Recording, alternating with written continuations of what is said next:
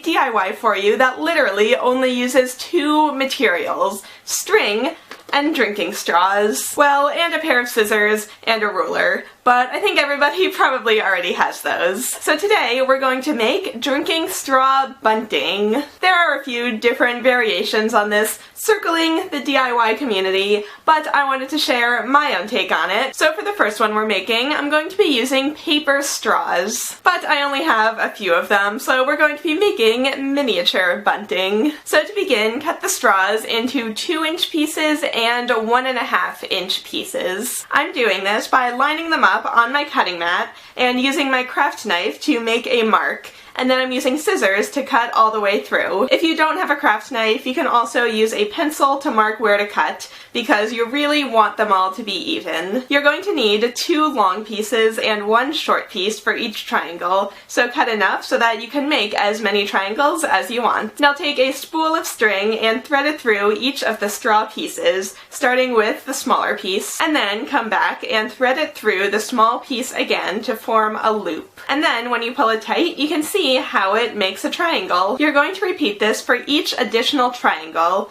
However, for bunting that is this small, I like to tie a knot between each triangle so it stays really tight. So pull the first triangle back along the string until you have a good amount of string to work with, and then tie a double knot around the joint so that it doesn't go anywhere. Now continue threading on the next triangle and tie a knot after that one as well. Once you've finished adding your triangles, you can tie knots at the ends and then tie loops in the remaining string, and once you've hung it on your wall, you have a really cute, easy decoration for practically no money at all. So for these other variations I'm going to make, I actually bought these neon straws online, but you could also build up your own collection by taking a few extra straws every time you go to a fast food restaurant. So for this one, I wanted to mix up the sizes and colors, so I cut pieces of straw that are 3 inches and 6 inches, and then I alternated triangle size and color with each one I added to get this really fun springtime room decoration. For the larger bunting, I didn't have to tie a knot in between each triangle,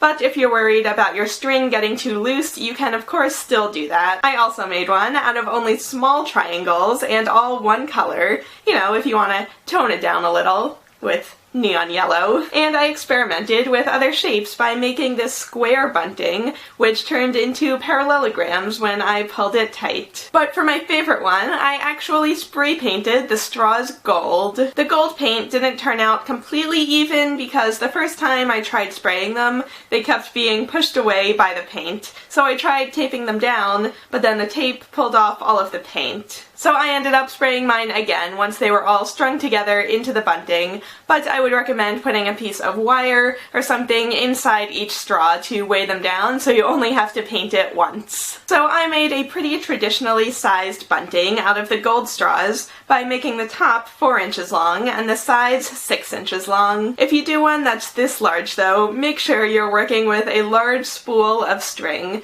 because you're going to use up a lot of string. So once it's hung up, it almost looks like metal, but it's way cheaper and lighter than using metal tubes. I love how all of these turned out, and there are so many other variations that I didn't even get to that you could make with this idea. So let me know in the comments what colors or shapes or sizes you would make your bunting. Thank you guys so much for watching. Don't forget to press the thumbs up if you liked it, press subscribe, and I will see you all next week.